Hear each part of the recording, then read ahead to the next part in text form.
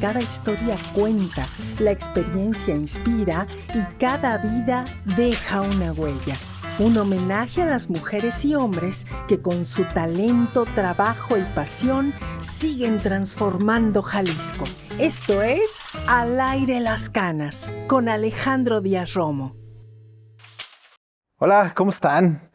Qué felicidad verlos de nuevo. Soy Alejandro Díaz Romo y esto es Al aire las canas.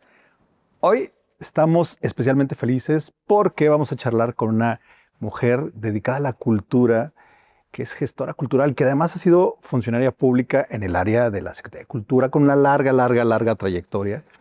Y de verdad es un honor estar con Cecilia. Cecilia, ¿cómo estás? Bien, gracias. Muchas gracias por la invitación. De verdad, gracias. Qué privilegio.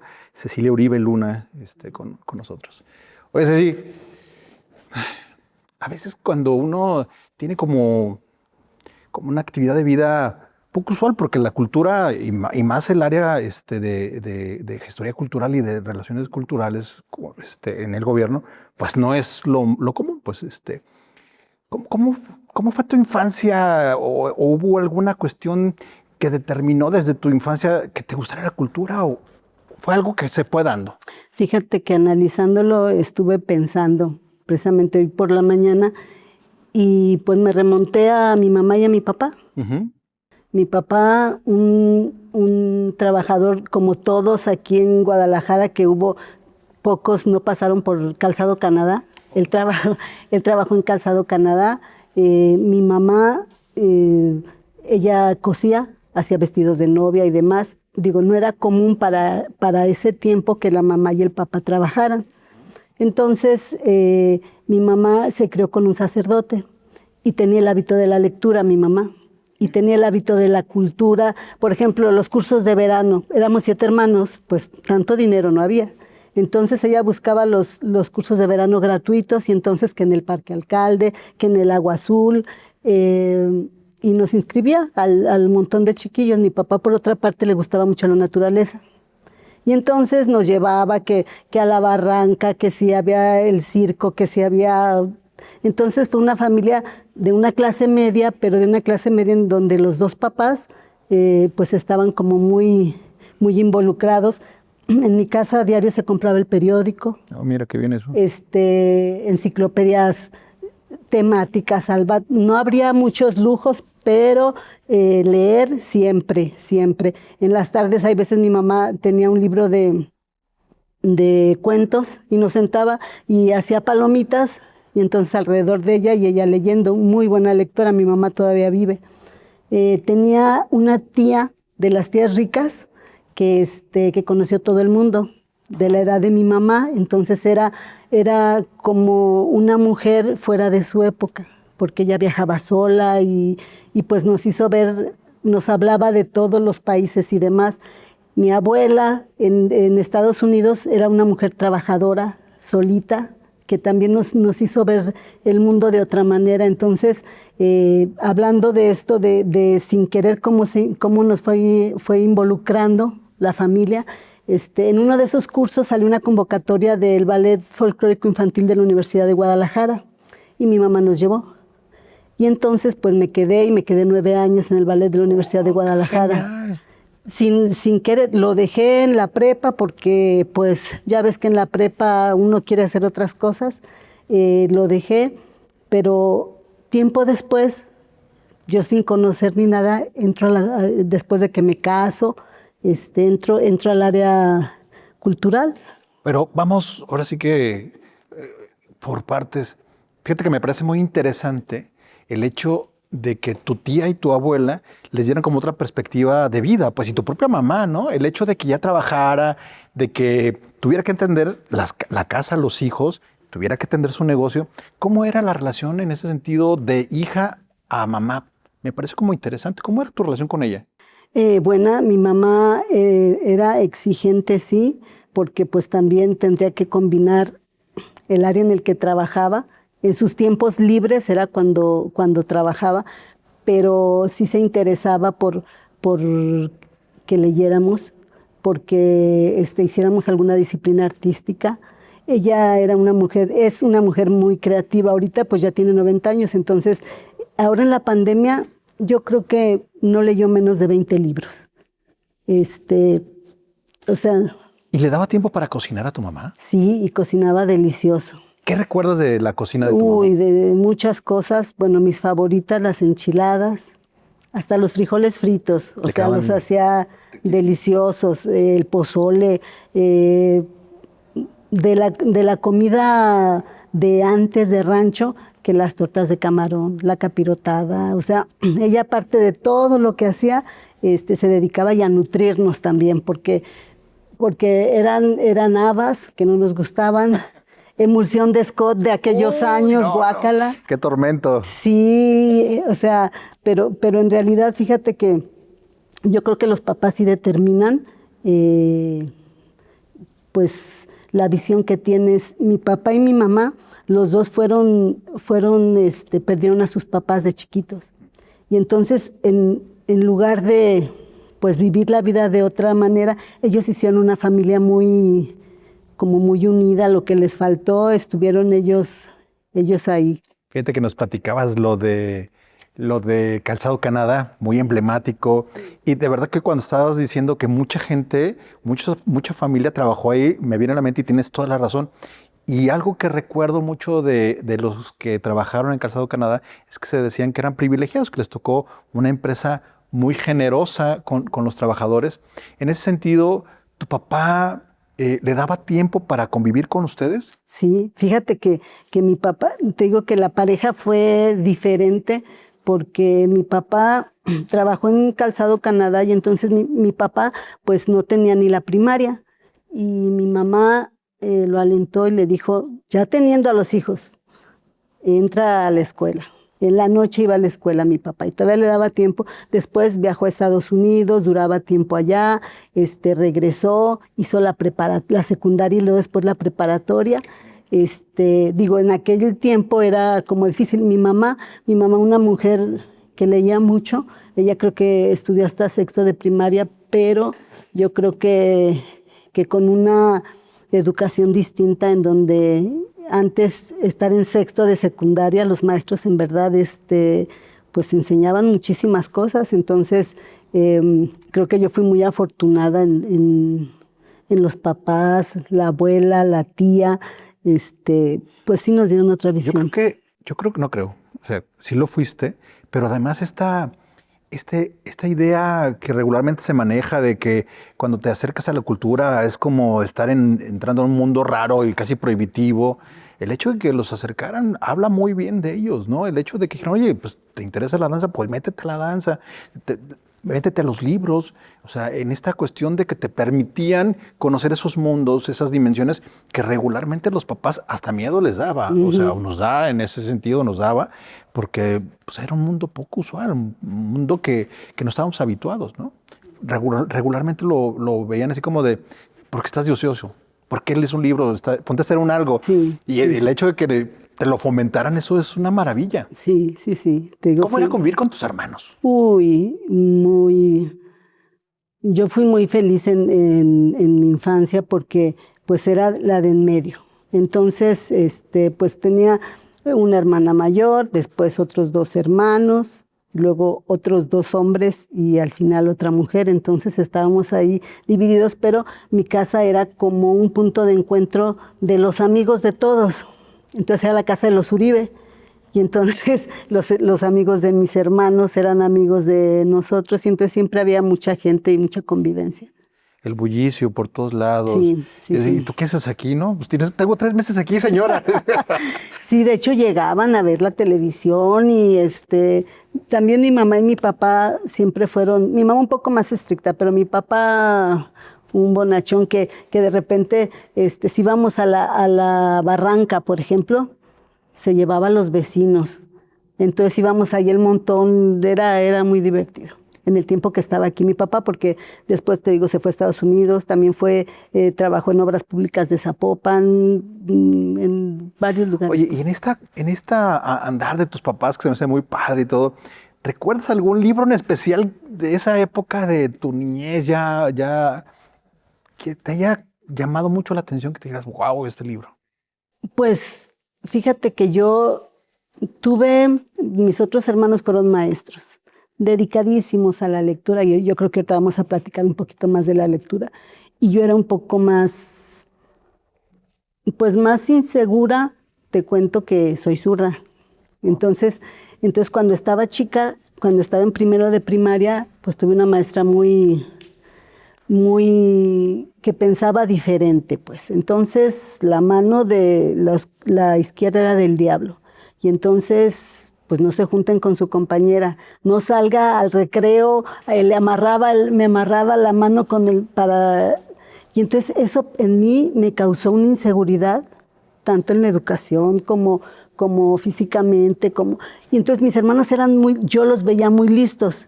Yo me sentía como que no podía, como que si leía no comprendía.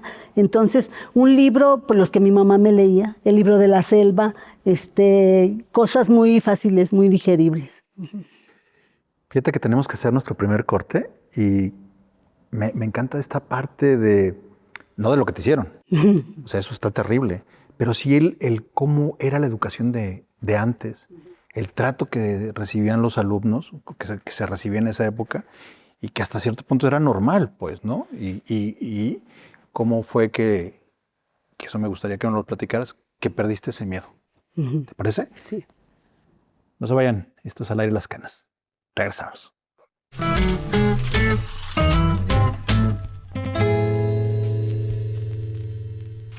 Estamos de regreso en Al Aire las Canas. Estamos charlando sabrosamente con Ceci Uribe.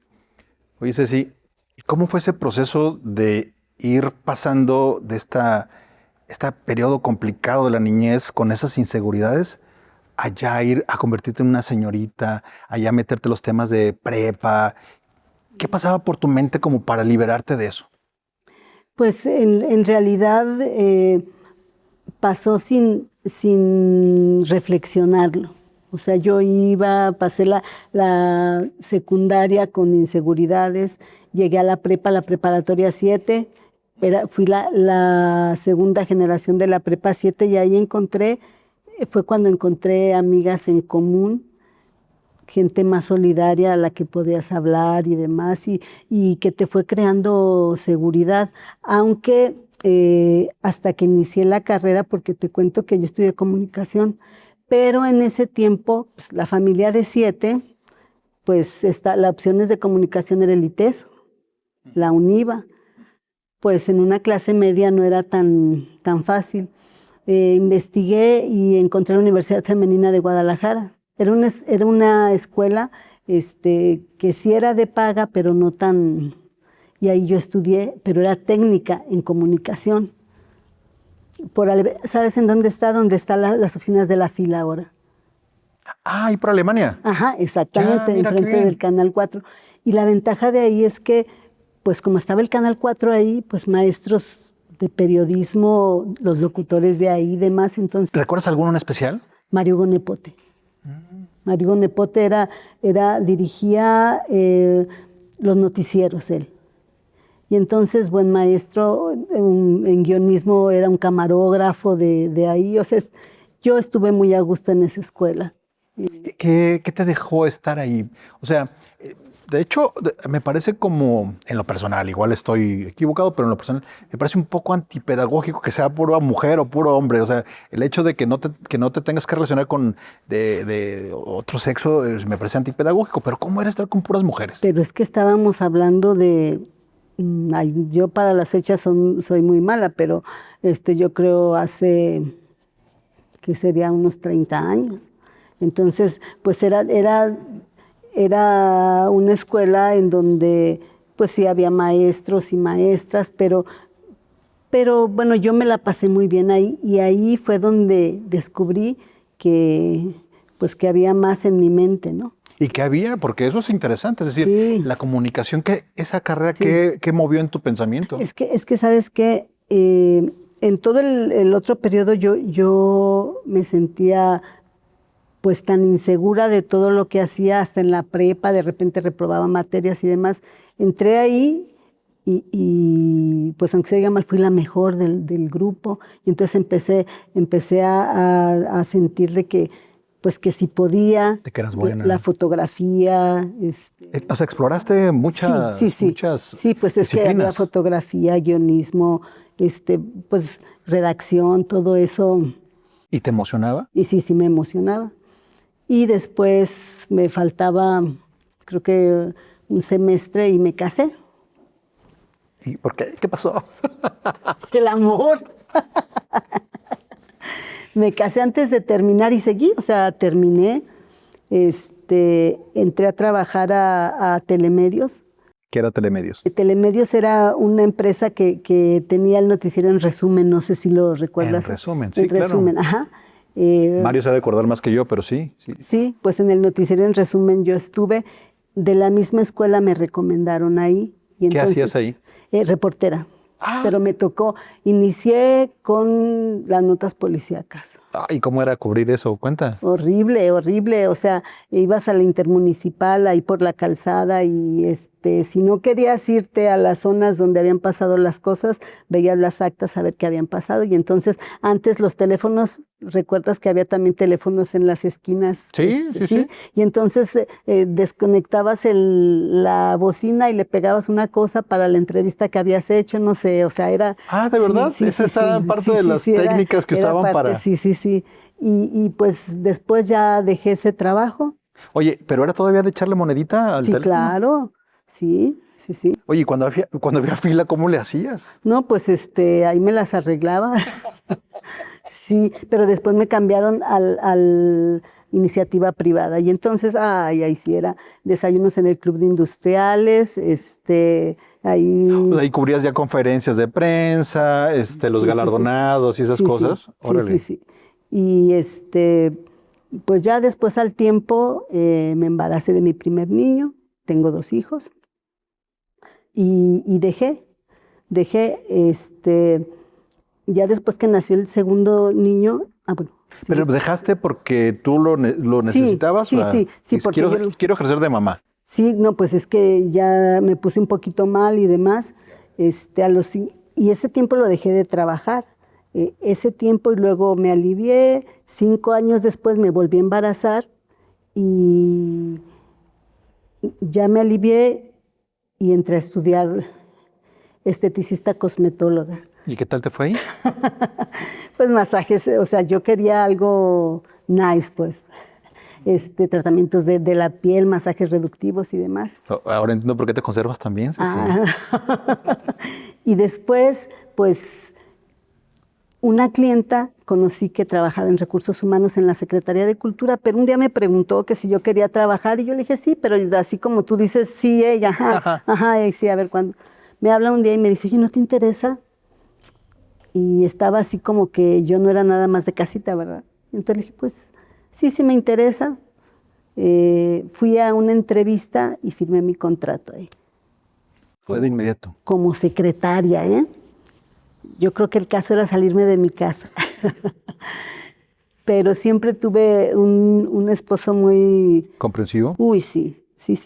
Me apoyaba en todo y entonces entré a la secretaría. ¿Y qué descubres en la secretaría? Porque es como, digo, yo no trabajo en la Secretaría de Cultura, pero cuando tengo contacto es como mágico, ¿no? Es de verdad te transportas a... Pero mira, descubrí que la administración en cuestión de oficios y demás no era lo mío. Eso es importante. No, porque pues máquinas eléctricas. Cuando yo entré a la Secretaría de Cultura, entré a la Dirección General de Fomento y Difusión. Había 2 computadoras en toda la Secretaría, la del secretario y la de esa área donde estaba. Al tiempo que entré, abrieron el área de informática y había 2 computadoras para toda la secretaría. Entonces, la gente iba ahí a hacer sus cosas en cómputo. ¿Por qué no? Para los que no tengan conocimiento, ¿cómo era una computadora en ese entonces? Madre mía, era así es una caja beige así grande. Deja de eso, la computadora como sea, las impresoras. Haz de cuenta de esos, ¿cómo se llama? Que hay en las carnicerías con que parten la carne de... ¿Cómo se llama? Hacían un ruido horrible, rang, rang, rang, rang.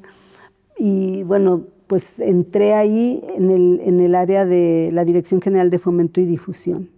Y ahí conocí yo creo que uno de mis grandes maestros, Alfonso Hernández Barba. Él era director general de Fomento y Difusión, un hombre muy sabio, muy generoso, y pues de ahí inició mi... ¿Qué le aprendiste? Fíjate que a veces es como peculiar, poco usual, el reconocerle a las personas, y más en el servicio público, cuando te dejan un algo. ¿Pero qué dejó en ti esta persona? Pues dejó gran cosa. Fíjate que sus dinámicas que eran, había más personas aparte de mí en esa área, porque dependía de ahí el Sistema Jalisciense de Radio y Televisión, la red de bibliotecas, el área de informática, relaciones públicas, publicaciones de esa área. Y entonces... Era la médula de él. Sí, sí. Y entonces él, te digo, era un hombre tan generoso que los martes decía, a ver, pues aquí necesitamos, si estamos en el área de cultura, necesitamos empaparnos. Entonces, una vez, todos los martes le va a tocar a una persona hablar de alguien. Juan Soriano, etc. Y entonces nos ponía a estudiar, y cuando te tocaba, pues queriendo y no, pues aprendías cada día. Digo que no era necesidad, la cosa era trabajar bien, pero él estaba interesado hasta en... Oye, pero qué dinámica tan interesante, porque el hecho de que te estés involucrando no solamente en las cuestiones administrativas, de gobierno, de sacar el día a día, sino decir, oye, realmente me interesa que tú tengas un contexto de la cultura y de los personajes de la cultura. Eso habla muy bien de él. Sí, fíjate que yo fui muy afortunada en el servicio público porque siempre me tocaron jefes muy comprensivos y aparte generosos. Sí, tenemos que hacer nuestro siguiente corte, pero cuando regresemos me interesa que hablemos un poco de esta dinámica de tu crecimiento profesional y cómo lo combinabas con tu familia. ¿Te parece? Está muy bien, sí. Estamos con Ceci Uribe, esto es Al Aire de las Canas. Regresamos.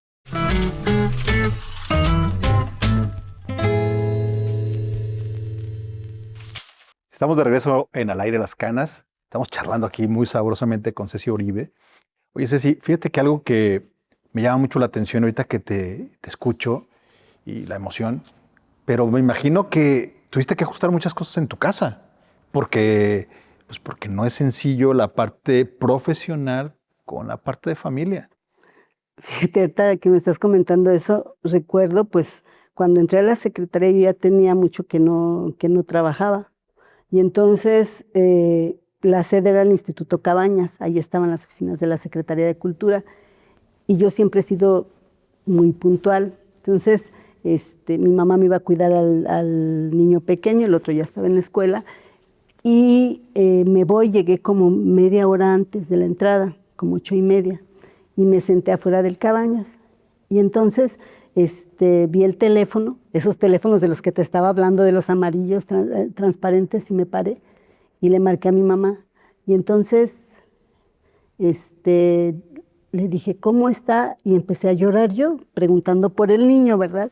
Y entonces mi mamá me dijo, mira, si vas a estar con esas payasadas, mejor regrésate a tu casa. Tan. Respiré y dije, sí es cierto. Digo, ¿Te aterrizó? Me aterrizó, o sea, Tal dije, cual. sí es cierto, o sea, ese era Jesús María, se llama mamá Jesús María, es ella, o sea, ella te sitúa, te dice, y me ayudó, o sea, no fue tan difícil porque mis hermanas educadoras, pues atendían a mis hijos en la escuela. Mi esposo los llevaba, mi mamá los recibía, y yo llegaba de trabajar y ya los tomaba. Te armonizaste bien en ese sentido. Sí, por el apoyo. Digo, si no me hubiera apoyado mi esposo, mi mamá, mis hermanos, pues creo que no habría sido tan fácil ni habría... pues yo viajaba mucho en la Secretaría de Cultura. Entonces, pues Qué bueno que la familia que para mí sí ha sido muy importante. Fíjate que ahora viene mi siguiente pregunta. La cuestión de la familia la armonizaste, pero comenzaste a convivir con un gremio complejísimo. Sí. Los que somos artistas sabemos que somos enfadosos, complejos, exigentes. Bueno, no estoy hablando por ti, estoy hablando por mí.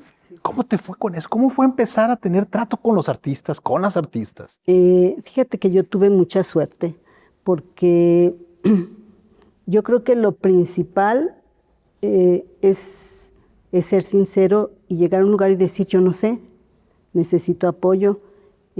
Inicialmente yo llevé el Fondo Regional Centro Occidente. ¿Qué era eso? Eran los estados de Jalisco, Aguascalientes, Zacatecas, San Luis Potosí, Colima, Nayarit, Michoacán. Se reunían para hacer actividades en conjunto, armar giras, crear festivales y demás. Y entonces, pues tú ibas representando a tu estado. Y pues tuve que acercarme al área, pues a diferentes áreas, desde literatura, pintura y demás, y conseguir aliados. Y entonces yo creo que el éxito o la buena relación que me tocó establecer y que hasta ahorita la tengo es que yo me abrí y yo les dije, yo no conozco el área, ayúdenme. Posteriormente me asignaron el programa de estímulo a la creación y desarrollo artístico. Ah, mira, qué padrísimo. Ajá. Y entonces ahí pues conviviste con pintores, escultores, bailarines, cineastas. Entonces, pues eran becas. Y el tratar de hacer transparente las dictaminaciones y demás, yo creo que fue lo que nos ayudó a tener una buena relación con la comunidad. ¿Cuál consideras que en ese sentido fue el mayor reto que tuviste? Porque además el hecho de lo que más busca el artista es justamente una beca que le ayude a potenciar su talento. Un área delicada, muy delicada. Sí. ¿Cuál fue el mayor reto en ese sentido?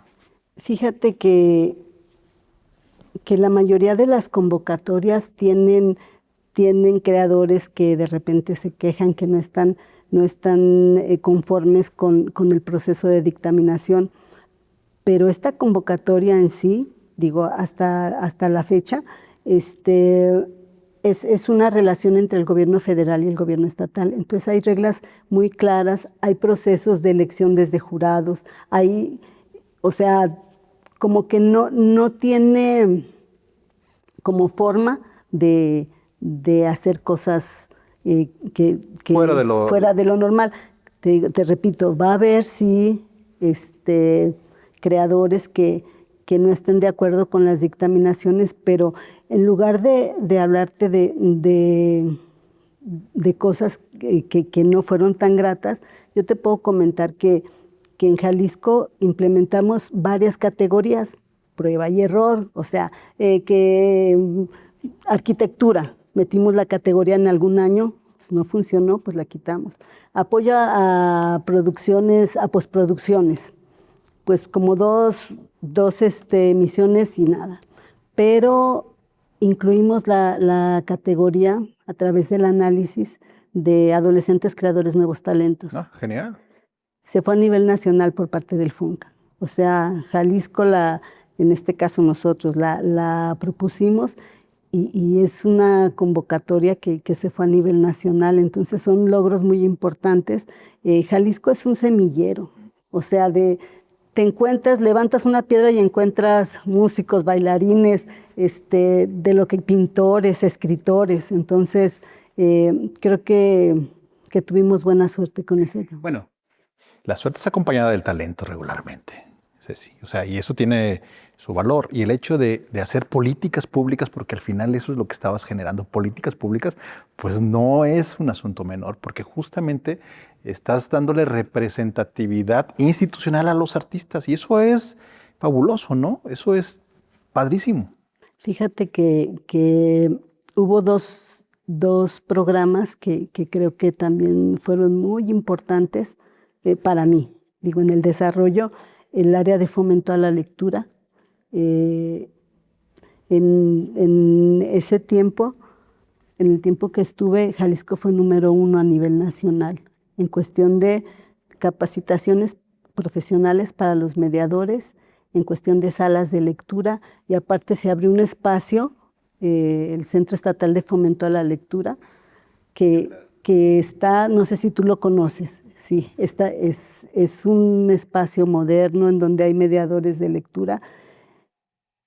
Y el otro que, digo, fíjate que todo como que se enlazó. Llevábamos también ahí mismo el programa de Alas y Raíces, Ah, mira, qué padrísimo. dirigido a bebés, niños, niñas y adolescentes. De ahí salió la idea del apoyo en las convocatorias a los adolescentes. Y digo, la vida creo que te da muchos, el dolor, convertirlo en posibilidades. Yo tuve la desgracia de que en mi familia 2 hermanos murieron de insuficiencia renal. Y entonces, antes de eso los hemodializaban. Entonces tú tenías que ir al hospital y pues los acompañabas y te quedabas tú sentada esperando 2, 3 horas. Y ellos adentro, pues también pegados a una máquina. Y entonces en el programa de Alas y Raíces apoyamos a hospitales. Y entonces 7 años con niños de hemodiálisis, en el centro médico. Digo, todo eso, digo, para mí el programa de Alas y Raíces, las actividades que le dirigimos a niños, niñas y adolescentes fueron como muy significativas. A veces no nos damos cuenta, Cómo el pasado te lleva. Ceci, de cómo una decisión institucional puede afectar para bien o para mal la vida de una persona. Y en este sentido, el hecho de esa sensibilidad y de esas experiencias de vida, el hecho de que abrieras ese panorama y dijeran, oye, en lugar de que la gente esté pues desquacerada, pues acompañémoslo con un libro, con una lectura, pongamos un kiosquito para que la gente se acerque y pues pueda llevar el tiempo de mejor manera.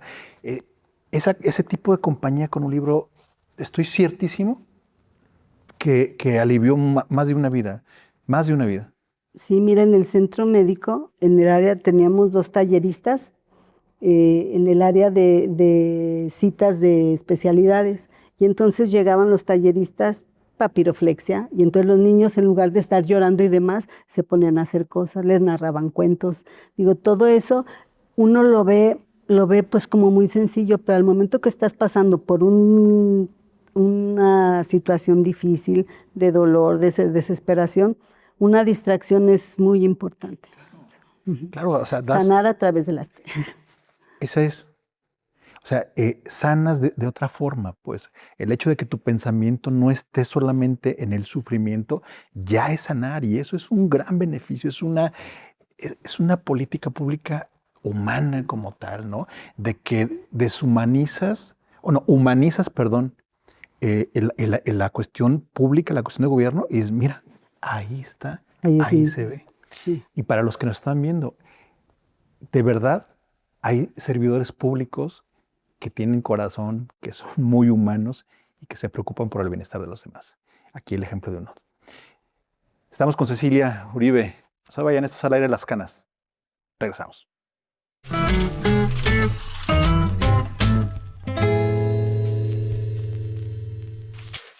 Oye, Ceci, cuando escuchas PECDA, ¿qué te viene a la mente?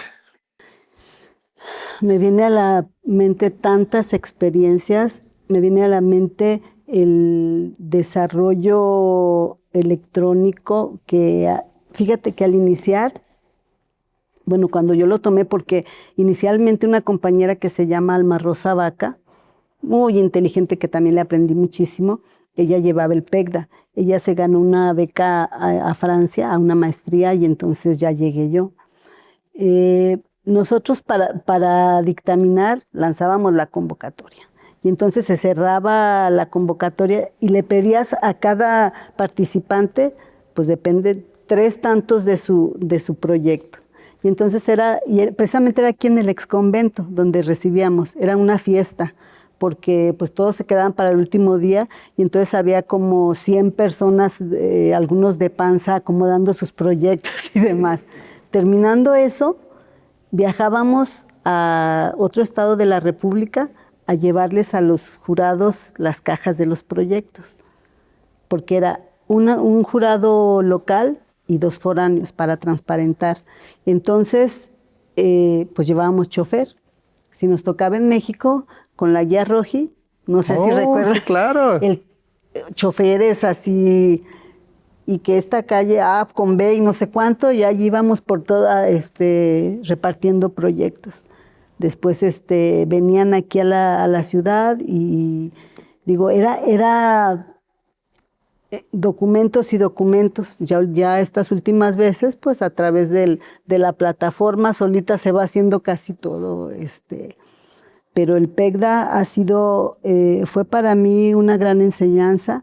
Fue conocer a creadores que en el 94, 95 eran jóvenes, o sea, no sé, varios creadores que ahora ya son creadores con trayectoria, más bien creadores eméritos ya consolidados con una carrera pues muy, muy fuerte. Y pues también el PECDA fue conocer las nuevas expresiones artísticas que de repente pues el arte sonoro uno no lo conocía muy bien y pues ir viendo cómo se va desarrollando un creador. Hoy ya te jubilaste, yo digo, ya tienes un rato jubilado. Un año. Qué fabuloso. Felicidades por eso, además. Gracias. Porque no es un tema menor. ¿Cómo podrías definir o en perspectiva, cómo analizarías ese proceso de servicio hacia con la comunidad artística? Yo creo que este es un proceso de confianza, de rectitud, de disponibilidad, de empatía. Todo eso uno tiene que tenerlo para comprender al otro. Es muy fácil pues decir que son exigentes, pero pues uno no se da cuenta que algunos es tanto su amor por el arte que trabajan de lo que sea y aparte ejercen esa profesión. Es difícil de repente ver que los mediadores no piden nada, los mediadores de lectura no piden nada, únicamente un espacio y un trato amable. Claro. Ajá. Es empatía, yo creo. El servicio público es empatía y es humildad. Eso principalmente porque de repente estamos en un puesto y pues nos creemos merecedores de todo y no. A nosotros el sueldo que nos ofrecen lo pagan todas las personas y entonces por eso estamos obligados a tratarlos con dignidad y con empatía y hacer el mejor esfuerzo por apoyar tanto a la institución como al quehacer artístico de cada persona. ¿Sientes que te faltó algo por dar en el servicio público? No porque honestamente a lo mejor suena pues mal, pero no, porque mis jornadas de trabajo eran creo que era de las primeras que llegaba y de las últimas que me iba. Y pues yo traté de tener buena relación. Claro, creo que cuando tienes un puesto, una obligación, pues siempre le toca a uno, en algunas ocasiones ser el malo, el que exige, pero también por otra parte te toca tener el lado humano. Claro. Y creo que hablando del espacio, yo creé, bueno, en conjunto con mis compañeros, un espacio muy bonito. Bonito en el sentido de los compañeros de trabajo, en el área donde yo estaba, de amistad cuando se tendría que divertir y de rígido cuando se tenía que dar resultados. Oye, Ceci, tienes más de 60 años. Sí. Te consideras 62. Impresionantemente bien. Gracias. ¿Cómo es ese proceso de...? Digo, ya nos diste un poco de antecedente de que te dedicaste a estudiar esa parte y me imagino que influye en lo bien que te ves. Pero además de eso, ¿haces algo para que tu pensamiento para que tú te sigas viendo tan joven, tan jovial? En realidad estudié, pero deserté. Ya no hago nada de eso. Yo creo que hacer lo que te hace feliz, creo que te conserva. Yo en la secretaría y en mi trabajo, yo fui muy feliz. Yo en mi familia, claro, con los problemas que hay, pero yo soy feliz creo que eso es lo más importante. Sí, ahorita nado, sí estoy yendo a clase. Lo que no hacía, yo les decía a mis compañeras, yo no me imagino haciendo de comer y regando plantas. Y ya me vi, me gusté, porque ya tengo plantas. Antes, pues era la casa decía mamá que parecía que estaba en el ejército, porque ya ves que pues todo frío, pues ahora ya mi casa la siento más hogar, cocino, asesoro algunos proyectos en otros estados. Estoy, o sea, no me jubilé, pero no dejo de trabajar, porque no me veo, claro, a mi ritmo, cuando quiera, pero no me veo sentada nada más ahí. Oye, Ceci, ¿y te da miedo envejecer? No, no. Para nada. Nunca me ha dado miedo envejecer, ni afortunadamente yo creo que son los genes que pues no reflejan. Cuando hablamos que me planteaste, te dije, pero que no suene vanidoso, pero creo que no representa la edad. No, te conservo súper bien. Sí, pero yo creo que es genética.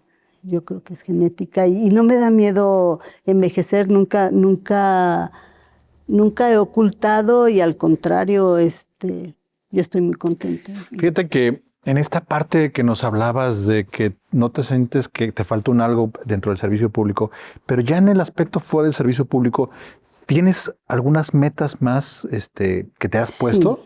Sí. Bueno, quiero disfrutar, ya tengo nietos, 2 nietos, entonces quiero disfrutar a mis hijos más, a mis nietos, quiero viajar, quiero tomar clases banales de salsa, de cosas, hasta de cocina. O sea, quiero disfrutar mi tiempo.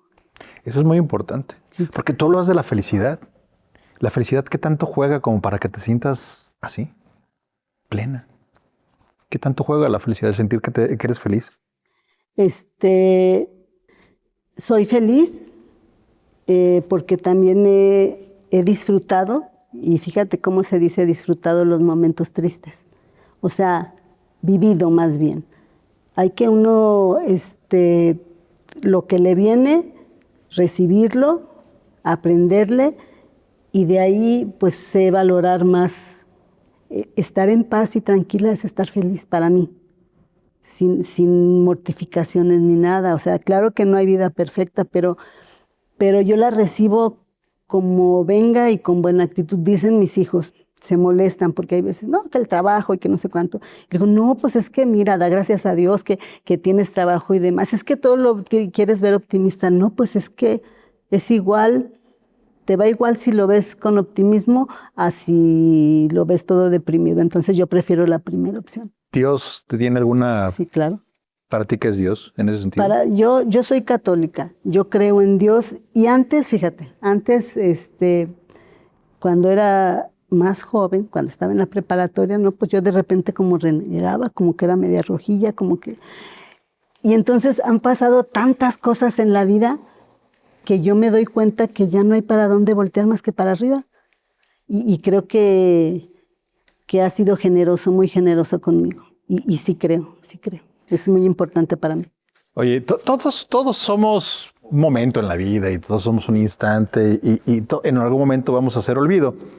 Pero mientras que eso sucede, ¿a ti te gustaría que te recordaran de alguna forma todas estas personas que pasaron por tu escritorio, por tus manos, por tus dictaminaciones? Si hubiera alguna forma que quisiera ser recordada, ¿cuál sería, Ceci?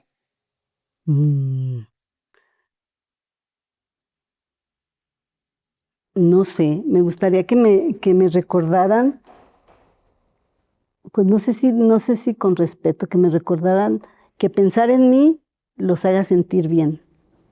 Nada más, no sé, porque también sería muy muy pretenciosa si yo pensara que piensen en la mejor funcionaria. No, que el recordarme sientan una sonrisa o no sé. Estar en el mundo cultural es complejo, ser artista es complejo. Si pudieras darle algún consejo a esos que quieren animarse o que tienen ese talento artístico, ¿qué les dirías, Ceci? Que no se den por vencidos. En la convocatoria, bueno, a mí me tocó ver en el programa de estímulo a creadores que participaron 6 veces y no se la ganaban. O sea, una vez no se la ganaban, otra vez no se la ganaban, otra vez no se la ganaban, y al final se la ganaron y ahorita son creadores reconocidos. Entonces, pues no hay que perder la paciencia, la tenacidad, pues nada más eso. Yo te quiero agradecer, te queremos agradecer el que nos hayas compartido un poquito de tu vida, de tu muy interesante vida, de tu amplia trayectoria. Estoy cierto de que mucha gente tiene muy, muy buenos recuerdos tuyos. Gracias, de verdad eres un ejemplo de servidora pública. Gracias, de verdad, Ceci. Estoy seguro que muchos de los que nos están viendo también van a opinar lo mismo. Y pues bueno, gracias, gracias, gracias, de verdad, que haya más gente como tú. Muchas gracias, al contrario.